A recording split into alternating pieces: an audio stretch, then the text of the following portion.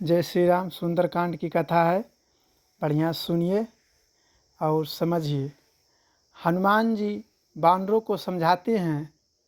जाम्बवन के सुंदर सुहावने वचन सुनकर हनुमान जी को अपने मन में वे वचन बहुत अच्छे लगे और हनुमान जी ने कहा कि हे भाइयों, आप लोग कंद मूल व फल खाकर समय बिताना और तब तक मेरी राह देखना जब तक मैं सीता जी का पता लगाकर लौट नहीं आऊँ। श्री राम का कार्य करने पर मन को खुशी मिलती है।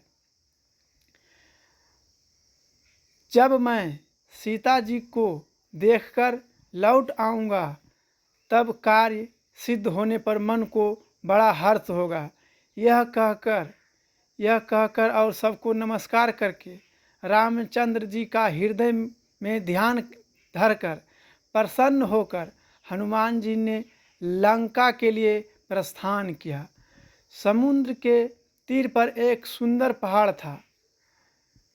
हनुमान जी मानो एक खेल की भांति अनायास ही कुश्ती से कूदकर उसके ऊपर चढ़ गए। फिर बारंबार रामचंद्र जी का स्मरण करके बड़े पराक्रम के साथ हनुमान जी ने गर्जना की। हनुमान जी श्री राम के बाण जैसी तेज गति से लंका की ओर जाते हैं। जिस पहाड़ पर हनुमान जी ने पांव रखे थे, जिस पर से वे उछले, वो पहाड़ तुरंत पाताल में चला गया और जिस प्रकार श्री रामचंद्र जी का मोघ बाण जाता है, ठीक उसी तरह हनुमान जी वहाँ से लंका की ओर चले। मोनाक पर्वत का प्रसंग। मोनाक पर्वत को हनुमान जी की सेवा के लिए भेजा। समुद्र ने हनुमान जी को श्री राम का दूत जानकर मोनाक नाम पर्वत से कहा कि हे मोनाक, तू इतनी थकावट दूर करने वाला हो, इनको ठहरा कर श्रम मिटाने वाला हो, अर्थात अपने ऊपर उन्हें विश्राम दे। मोनाक पर्वत हनुमान जी से विश्राम करने के लिए कहता है।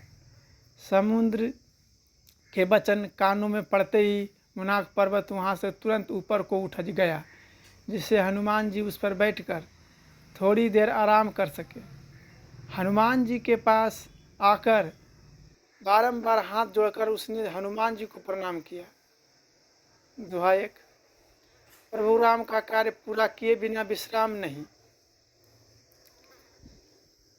हनुमान जी ने उसको अपने हाथ से छुआ, फिर उनको प्रणाम किया और कहा, रामचंद्र जी का कार्य किए बिना मुझको विश्राम कहाँ। श्री राम जय जय राम। आगे कहानी सुनते रहिए। देवताओं ने पवन पुत्र हनुमान जी को जाते हुए देखा और उनके बल और बुद्धि के वैभव को जानना चाहा। देवताओं ने नाग माता सुरसा को भेजा। उस नाग माता ने आकर हनुमान जी से यह बात कही। सुरसा ने हनुमान जी का रास्ता रोका। आज तो मुझको देवताओं ने यह अच्छा आहार दिया। यह बात सुन हंसकर हनुमान जी बोले, मैं रामचंद्र जी का काम करके लौट आऊं और सीता जी का खबर रामचंद्र जी को सुना दूं। आगे की कहानी सुनिए। ये सुंदरकांड का है। हनुमान जी ने सुरसा को समझाया कि वह उनको नहीं खा सकती। फिर हे माता, मैं आकर आपके मुंह में प्रवेश करूंगा। अभी तू मुझे जाने दे, इसमें कुछ भी फर्क नहीं पड़ेगा। मैं तुझसे सत्य कहता हूँ। जब सुरसा ने किसी उपाय से उनको जाने नहीं दिया, तब हनुमान जी ने कहा कि तू क्यों देरी करती है, तू मुझको नहीं खा सकती।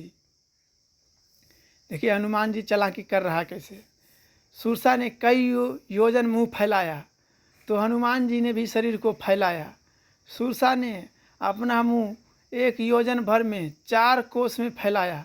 हनुमान जी ने अपना शरीर उससे दुगना यानी 2 योजन विस्तार वाला किया। सुरसा ने अपना मुंह 16 योजन में फैलाया। हनुमान जी ने अपना शरीर तुरंत 32 योजन बड़ा कर दिया। देखिए सुंदरकांड का कैसा कहानी है। इस तरह से यही खेल हो रहा था वहाँ पे। सुरसा ने मुंह 100 योजन फैलाया तो हनुमान जी ने छोटा सा रूप धारण किया। सुरसा ने जैसे जैसे मुंह का विस्तार बढ़ाया, हनुमान जी ने वैसे ही अपना स्वरूप उससे दुगना दिखाया। जब सुरसा ने अपना मुंह 100 योजन किया, 400 कोस का फैलाया, तब हनुमान जी ने तुरंत बहुत छोटा स्वरूप धारण करके, देखिए हनुमान जी का चमत्कारी, देखिए कलाकारी, कितना बुद्धिमानी किया। सुरसा को हनुमान जी की शक्ति का पता चला।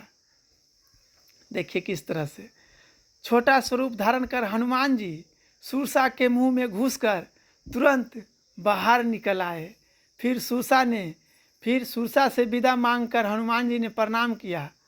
उस वक्त सुरसा ने हनुमान जी से कहा कि हे हनुमान, देवताओं ने मुझको जिसके लिए भेजा था वह तुम्हारे बल और बुद्धि का भेद मैंने अच्छी तरह पा लिया है।